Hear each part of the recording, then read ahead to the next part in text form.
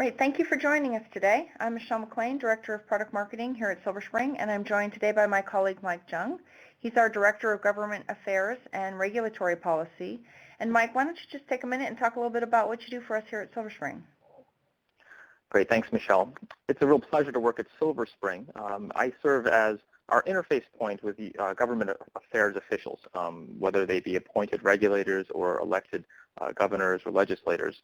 My job is to build upon the experience that I have from 8 years of working at American Electric Power, both in their corporate headquarters and in their Ohio subsidiary operations, as well as the 2 years I spent after that serving as an energy policy advisor to Ohio Governor Ted Strickland. So to translate the good work that we do at Silver Spring Networks in the clean tech space and translate that into utility speak and ultimately regulator speak for the folks who hold the utilities accountable.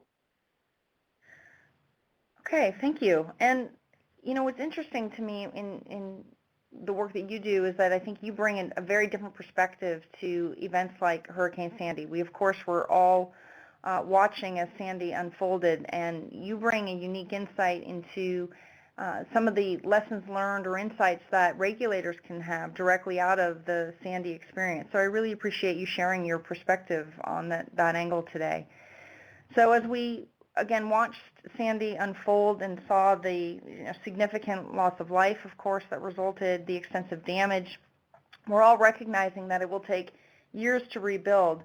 But it really struck me that right in the throes of Sandy sort of still happening, another dominant angle in the press emerged very early on, and it came across both in mainstream press and in utility-focused press, and it had to do with this notion that we should be expecting more of these storms likely in the future, and we need to be prepared for it. And there was a very specific difference that the utilities themselves recognized between the areas where they were going to do power restoration where they had smart grid and the areas where they did not yet have smart grid. We had things like radio interviews with the CEO of BGE, Ken DeFontes, specifically calling out the advantages that the smart grid provided to his crews. And there were extensive quotes in publications. You see one here from Pepco around the value of the smart meter in improving recovery time. And it was, it struck us that, Pepco in particular, who has been embattled in, reputation problems for poor outage response, really came through Sandy looking so much stronger. And there's, video footage of the U.S. Secretary of Energy, Stephen Chu, going on site to personally congratulate them. And I think that the fallout from Sandy and the tie-in to the smart grid, highlighted some stuff that we've been aware of for a long time, right? The smart grid gives utilities an immediate view into the power grid events during power outages.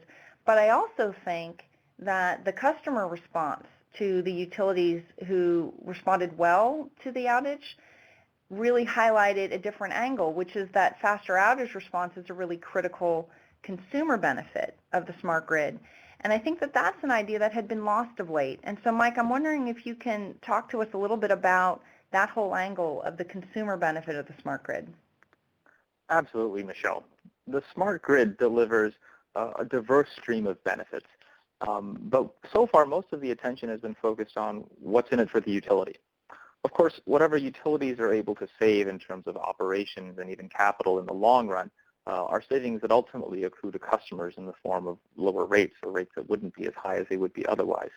But what we have largely overlooked are those benefits that accrue directly to customers out of the smart grid. What are we talking about here? Well, outages and power quality and interruptions, momentaries as well as prolonged events. Altogether, estimates suggest that these are about $150 billion, almost 1% of the gross domestic product of the United States economy. And this is money that we are throwing out the window. This comes in the form of productivity losses when the lights go out. Production lines have to shut down, storefronts have to close. Schools can't, be open, and businesses have to close their doors. Productivity losses, raw materials that are spoiled because of, and food as well. This is a mounting cost on the U.S. economy, and 1% of GDP. I think any one presidential candidate that ran on the platform that I will, get 1% of GDP back for the United States citizens is going to be in pretty good shape. The smart grid, if we do it right, can capture a large share of these benefits that are right now not being accrued to customers because we haven't had the technology to do so. And you and I, following Sandy, talked about a few insights in particular. You know, again, given your focus on speaking to the regulators, I really enjoyed that conversation. I found it really useful to talk through these. So the first observation that you had was around better real-time visibility, improving communications with customers, and enhancing outage response. Can you talk a little bit about what happens today and how that interface? Michelle, today, before smart grid, utilities have to rely on customers to call in. They have to roll their field crews to find the outages, fix whatever they can see, and then they have to call customers back to figure out what the lights actually came back on. I spent 36 hours doing that during an ice storm when I was working at American Electric Power, Ohio. You figure out pretty quickly that there's got to be a better way to do this, and the smart grid gives us that. The smart grid tells us exactly who was out, when they went out, what order they went out, and when they come back on. What do you do with that information? Well, the first thing you ought to do is communicate better. Communicate better with customers and communicate better with the regulators. You need to be able to share this information in real time or as close to real time as possible so that folks understand where the lights are out, when they can expect their lights to come back on, and be able to track their progress and adjust their lives based on data as opposed to guesses. The second thing you need to do with that information is to enhance your ability to respond to the outage. Using data to figure out exactly where the lights are back on lets you start to devote what scarce assets you have to getting those lights back on for the greatest number of people as quickly as you can. And the more data you have, the more transparency you can enable. And the more transparency you enable, the better the accountability is, both to customers and to regulators. Okay, and so around that whole topic of the improved response, what's important for regulators to understand about this capability of the smart grid? Well, regulators had to rely on whatever the utilities were able to tell them. And before smart grid, it was a paper and pencil kind of exercise, and someone from the utility would run over or call over and tell them what was going on. And regulators, had to take it on, good faith that this was the reality. Now that the smart grid makes outages a data-driven process, we're no longer doing faith-based outage management. We're actually driving this as real-time information. The utility regulator can now expect to see the best-in-class information, the same information, in fact, that a utility is seeing. Customers even may someday be able to receive that level of quality data about what's going on with this outage and when can we expect life to return back to normal. That's a critical advantage to have that information and understand what's going on. I think that's really tied into this next idea around nested outages. Nested outages can be instantly identified and more quickly restored using the smart grid, which can reduce prolonged customer outages. Nested outages, of course, where power is restored in an area, but there's a pocket in the middle that is sort of beyond the line of sight of the crewmen working, and those folks remain out of power. Can you talk a little bit about how regulators encounter these kinds of customers who've experienced these longer outages, and how can the smart grid help?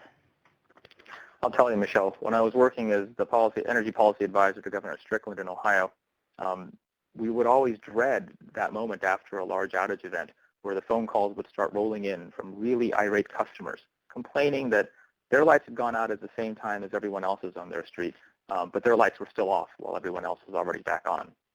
That's what happens in a nested outage. There's some other damage that has occurred that's not immediately visible to the utility field crew, and the field crew has fixed whatever they could find, and they've already rolled on to the next place. Meanwhile, a customer, a small handful of customers may still be without power. These are the angriest customers. These are the ones who are most frustrated, and these are the ones who lodge complaints. They raise a stink. They're understandably upset at how their outage experience has been. And from a regulator's point of view, I think any regulator who's been in the job for long enough knows that these are the folks who will, put up the biggest fuss when it comes to how utilities are being managed and being held accountable by government. So at the end of the day, what we're hoping is smart grid and the ability to quickly identify nested outages ultimately will mean regulators encounter fewer of these people. Regulators will encounter fewer of these people, and what that means is that nested outages could easily become a thing of the past. You'll no longer have that irate customer because that customer is now being served by the benefits of modern smart grid technology. That makes a lot of sense, and I think we're all looking forward to those days. And I think there's another element at play here in terms of shortening the outage, and that has to do with the area of distribution automation. So DA more accurately targets field crews to accelerate restoration. I think what's interesting about this aspect of the discussion is that the dialogue around smart grid often seems to sort of begin and end all with the smart meter. And while the smart meter is a critical foundation element, I think those of us working in this field see the smart grid as so much more than that. You know, and DA is a really critical element here, bringing two-way communications to the devices out on the lines that literally keep the lights on. And I think a lot of the areas where the utility customers who were successful in their outage response to Sandy, where part of that success had to do with areas where they were able to use automatic feeder switches and reclosers and other DA devices that really cut down on the scope and the duration of the outage. So I'm curious to get your insights, Mike, in talking to the regulators as you do. How has the dialogue on smart grid, which has been, again, so focused on smart meter, how has that hampered the ability of some regulators to extend the vision of the smart grid beyond the smart meter itself? Michelle, the smart meter is, the most obvious manifestation of the smart grid to most people. It's a thing that you see on the side of your house. It's the easiest thing to photograph. But the reality here is that, invisible action behind the scenes from devices like switches and reclosers, capacitor banks, and tap changers really deliver a huge amount of benefit that's invisible. These are the kinds of things that happen behind the scenes. But they generate real and tangible value to customers, especially in situations like these superstorms. What distribution automation really does is lets us, for the first time, instead of rolling a truck and a guy with a fiberglass pole has to come out to open or close a circuit, you can actually now do this remotely. Someone at a desk can open and close a switch and therefore reroute power in an effort to minimize an outage that's occurred. That means fewer people are out. That means those people who are out now are being served most aggressively by those field crews that are available. And the better job we can do of minimizing the number of people who are out so that we can target our efforts to get those who are unavoidably out back online means that everything happens more quickly. Distribution automation may not be the sexiest part of the smart grid, but absolutely it's a value-added component that we ought not to overlook in the utility regulation world. Yeah, that makes a lot of sense. So what I'm hearing as I think through all the three observations that you've shared, it's really focused around a lot of the consumer benefit of smart grid and in particular the ability to deal with outages. So I'm wondering, as we wrap up here, do you have any parting words for regulators to think about in the context of Sandy and smart grid more generally? Hurricane Sandy or Superstorm Sandy really is the most recent example of how outages can really interrupt modern life. But we know that these kinds of things happen every day. It doesn't take a superstorm, and it shouldn't take a superstorm to motivate us into taking the action necessary to minimize that 1% of GDP that we lose every year to power quality, to interruptions, et cetera. What the superstorm gives us is an opportunity. This is the flip side. This is a crisis. This is a tragedy, and it's going to take years for us to recover. But what we really should also be focusing on from a utility regulation point of view is not just rebuilding the grid in the same old way it always has been, but using this as an opportunity to implement the kinds of technologies that will deliver the sorts of consumer benefits that we've been talking about here today. If we can rebuild the grid in a smarter way, we'll be able to save money in the long run. We'll be able to enhance the customer experience immediately, and this is going to pay dividends for society for years to come. Fantastic. Well, I really appreciate you sharing your insights. Again, you look at things from a very different angle given the people that you spend time with, and we really appreciate that. Silver Spring has also compiled some other information around outage response and the effects of Hurricane Sandy. So interested folks can go to silverspringnetworks.com/outage to get to those resources. We really appreciate you listening today, and thank you so much for joining us. And thank you, Mike, for a great discussion.